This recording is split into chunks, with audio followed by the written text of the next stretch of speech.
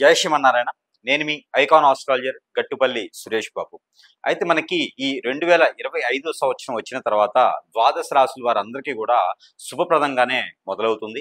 అయితే దినదిన అభివృద్ధిలాగా ప్రతి మాసానికి ఎట్లయితే మనకి అభివృద్ధి అవుతుందో అదేవిధంగా మనకి అతిపెద్ద గ్రహాలైనటువంటి శని భగవానుడు కావచ్చు, రాహువు, కేతువు, గురువు ఇలాంటి అతిపెద్ద గ్రహాలన్నిటి కూడా మారిపోవడం, ద్వాదశ రాశుల వారికి అందరికీ కూడా ఉపయోగపడేలాగా ఉండడం, అందులో 12 రాశుల వారికి కూడా బాగుండడం. అందులో ముఖ్యంగా మరొకటి మనకి ఇటీవల కాలంలోనే గ్రహాలు 2 వచ్చాయి. ఆ గ్రహణాలు వచ్చేసి చంద్రగ్రహణం, సూర్యగ్రహణం మనకి ఈ సెప్టెంబర్ మాసంలోనే ఆరంభమైనాయి.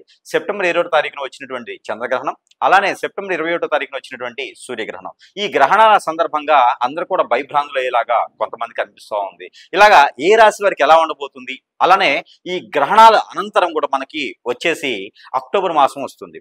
ఈ అక్టోబర్ మాసం 2025 సంవత్సరం ఎలా ఉండబోతుంది, ఈ ద్వాదశ రాశుల వారికి ఎలా ఉంటుంది, ఏ నక్షత్రం కావచ్చు, ఏ రాశిలో పుట్టిన వారికైనా సరే ఏ గ్రహాలు ఏ దశలు ఎలా ఫలిస్తాయి, దానికి తగ్గట్టుగా ఈ అక్టోబర్ మాసంలో కొత్తగా పెళ్లిళ్ళు చేసుకునే వారు కావచ్చు, కొత్తగా గృహప్రవేశాలు చేసుకునేవారు కావచ్చు, కొత్తగా ఏదైనా విదేశాలకు వెళ్ళాలనుకున్నా, యూనివర్సిటీ సీట్లు కావాలనుకున్నా, రాజకీయ రంగంలో, సినీ రంగంలో ఎలా ఉండబోతుంది, ఈ యొక్క కొత్త వరవడి ఎలా ఉండబోతుంది, ఈ దీపావళి పర్వదినాలు ఎలా ఉండబోతున్నాయి అనే దాని గురించి మనం ఒకసారి పరిశీలన చేసినట్టయితే కనుక ముందుగా మనకి ఈ ద్వాదశ రాశుల వారికి ఎలా ఉంటుంది అక్టోబర్ మాసం అనేది చూద్దాం. అదే ద్వాదశ రాశుల్లో ఒకటి కుంభరాశి.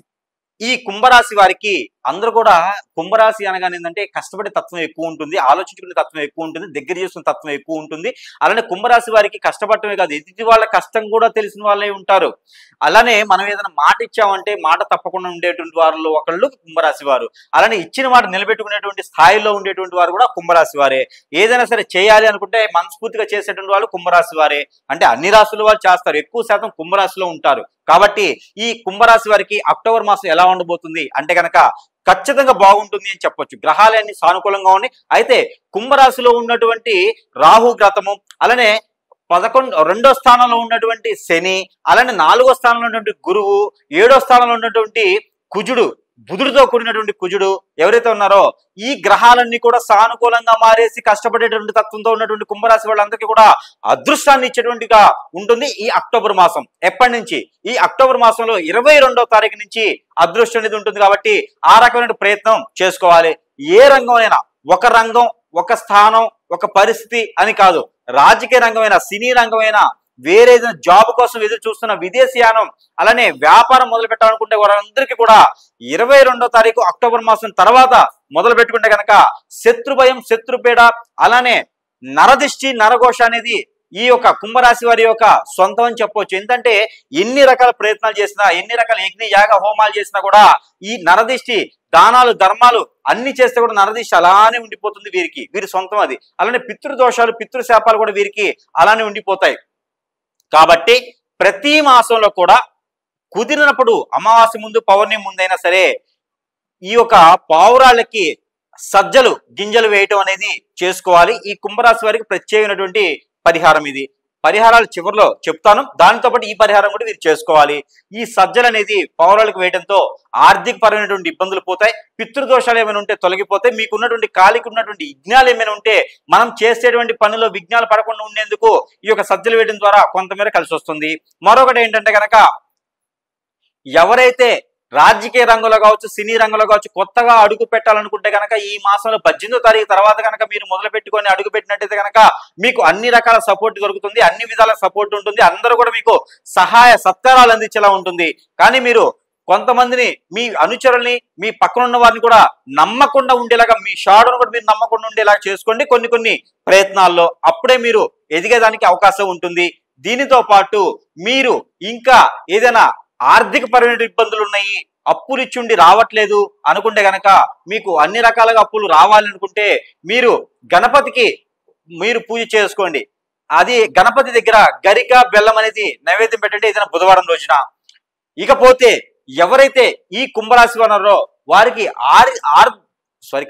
ఈ కుంభరాశి వారికి ఆరోగ్యపరమైనటువంటి విషయాలు ఏవైతే ఉన్నాయో వారికి మైండ్ స్ట్రెస్, ఆలోచన విధానం బద్దకిస్తుంది.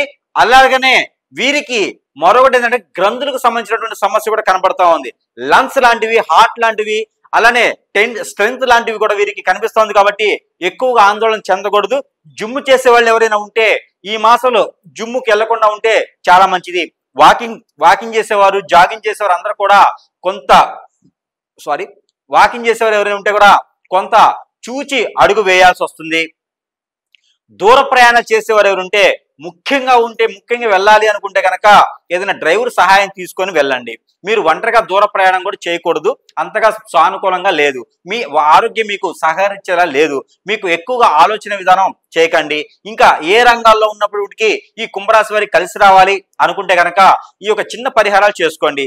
వీటితో పాటు ఎన్ని పరిహారాలు చేసుకుని కలిసి రావట్లేదంటే అది జాతకం కాదు, నక్షత్రం, దశ, అంతర్దశ, గోచారం, ఏ గ్రహం ఏ స్థానంలో ఉన్నప్పటికీ మీకు కలిసి రావట్లేదు. ఏం చేయాలనుకుంటే కనుక ఖచ్చితంగా మీరు అనుకోకుండా ఉన్నటువంటి మన పక్కనే ఉన్నటువంటి శత్రువులు, మిత్రులు ఎవరొకరు ఉండుండొచ్చు.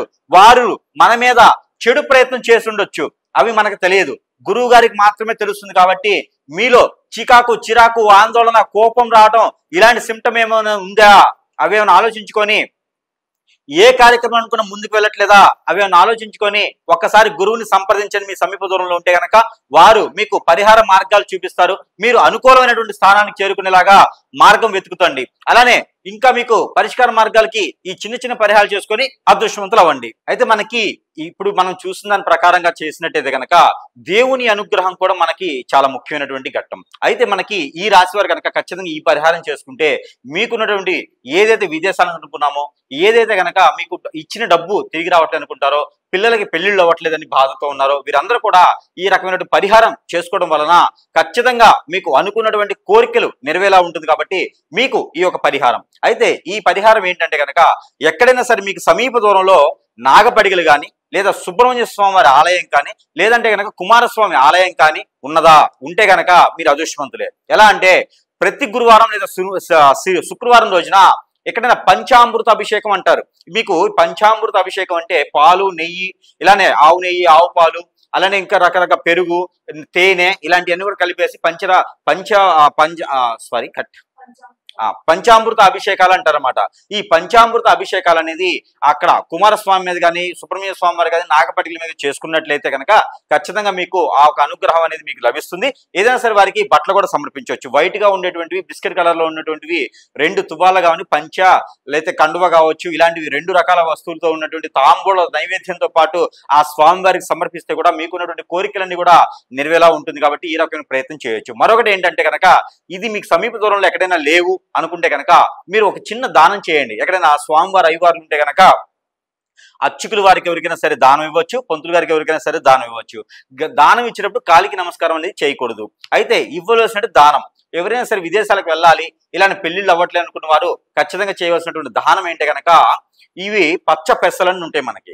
ఈ పచ్చ పెసలు 1 కిలో, గోధుమలు 1 కిలో, జొన్నలు 1 కిలో, అలానే సజ్జలు 1 అర కిలో, అలానే మనకి పెళ్లి కావాలి అనుకున్న వారికి అయితే జీడిపప్పు, క్యాష్నట్ అంటే కాజు అంటారు కదా, అవి కూడా 1 అర కిలో చొప్పున తీసుకొని ఎక్కడైనా దగ్గరలో సమీప దూరంలో ఉన్నటువంటి అయ్యవార్లకు కావచ్చు, అచ్యుత వారికి కావచ్చు, పంతులు గారికి కావచ్చు దానం ఇవ్వాలి. ఇలా దానం ఇచ్చినట్టయితే కనుక మీకు ఆ గ్రహాల యొక్క స్థితిగతులన్నీ మారి మీ వైపున శుభదృష్టితో ఉంచేలా ఉంటాయి. కాబట్టి ఈ విధమైనటువంటి పరిహారం కూడా మీకోసమే.